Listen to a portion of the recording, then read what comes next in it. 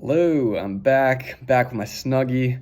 Uh, Let the record state that it's not because of peer pressure. It's because it's cold again. It's snowed today. Uh, just want that to be very clear. So what happened this week? Let's jump in.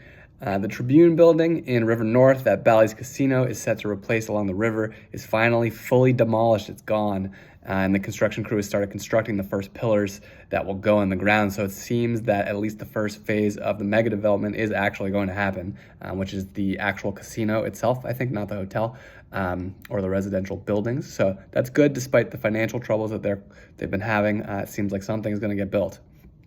Trump's administration this week put several major Chicago federally owned buildings up for sale, including the building in the area where the red Picasso sculpture, the elephant or whatever it is in the middle of the loop, is, but then later took the listings down. So we'll see what comes of that.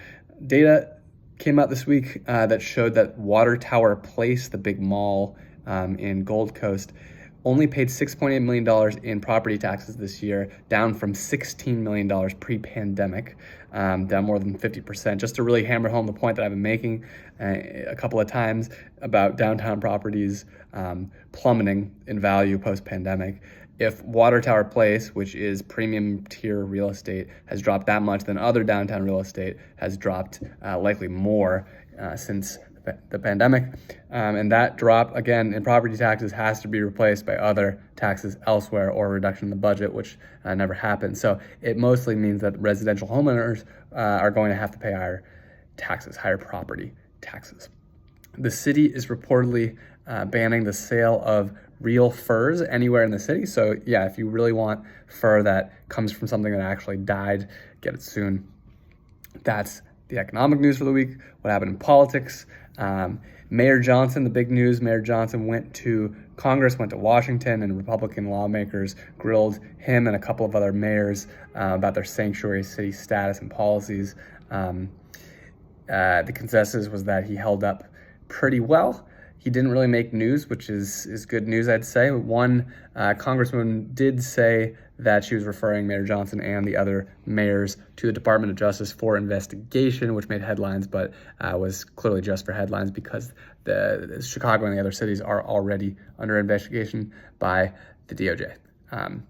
Meanwhile, border crossings and apprehensions, which is what this hearing was at least indirectly about, at the southern border fell to lows that they haven't seen in literally decades. Trump hasn't really had much time to actually do anything differently than Biden did. So it means that merely the threat of Trump and what he said has been enough to substantially reduce the flow of migration at the border, which of course has implications for Chicago, as we've been the primary target of Texas's busing program. Its cruel busing program. Chicago spent $600 million last year on housing and other things related to the tens of thousands of migrants that were bused here. So this could have a pretty significant impact in a positive way on our budget. Rahm Emanuel, who was part of the crew that was reportedly helping Mayor Johnson prepare for his congressional hearing, along with Lori Lightfoot, not long after helping him prepare, went on Real Time with Bill Maher, a national political TV show. And when he was asked about the mayor, he took just a very clear shot at Johnson, which kind of went viral, which precipitated speculation that he is considering running for mayor again in 2027. This seems, I think, unlikely. He's probably got bigger positions in his sights. Other people talked about the Illinois Senate seat instead, but we'll see. Otherwise, in the mayoral race of 2027 watch, we didn't have much go on this week. Desmond Yancey, an alderman that is part of the Black progressive wing of the city council and who's often an ally of the mayor, though not always, made waves this week by penning an article addressed to Mayor Johnson that called him, quote, the opposite of what we hoped for. The CTU's leader, the Chicago Teachers Union leader, Stacey Gates, this week said that she thinks they're close to an agreement and released a list of the CTU's key 5 demands. An agenda for the next week's Board of Education meeting seems to indicate that the mayor is again going to keep pushing for CPS to take on debt to pay for a $175 million CTU pension payment, which the city typically pays but doesn't have the budget for this year. And this week, at the same time, Pedro Martinez, the CEO of CPS, released a letter explicitly pushing back on exactly that and pointed to the fact that Brandon Johnson very clearly and explicitly campaigned when he was running for mayor against CPS taking on debt to pay the pension payment, which has historically been the responsibility of the city and the city's budget. So we'll see. It does seem like the two sides maybe slowly coming closer to each other, CTU and CPS. So it seems like the threat of a strike is unlikely at the moment.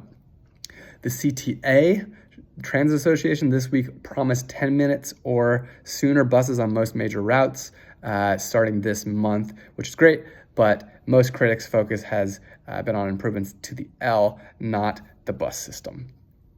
In random news, this week was Chicago's 188th birthday, which the city looks not too bad for someone that burnt to the ground. You can hear the boomch. This week, SWAT and a bomb squad had to visit Jones College Prep this week. You may have heard of it after an anonymous caller called in a mass shooting threat. Nothing happened, thankfully. This next one came from a listener of the podcast, though I couldn't really find what she was talking about. Something about bird flu and birds dying in Chicago. And if you see a dead bird on the ground, don't touch it. I think that's what it is. We're all looking at you, Goose. Illinois held a competition to replace the state flag with a newer, better flag. And after months of design submissions and an official popular vote, they announced the results this week, and the wise people of Illinois chose the existing flag, so no change. Chuck's Gun Shop, a South suburban gun shop that has been blamed for selling used guns that end up being used in many of Chicago's shootings, has closed, so maybe that'll have an impact. And then lastly, snow in Chicago this year during meteorological winter, which is from the beginning of December through the end of February, was the lowest it has been since 1936. So a weird winter for us this year. And that is what happened in Chicago this week.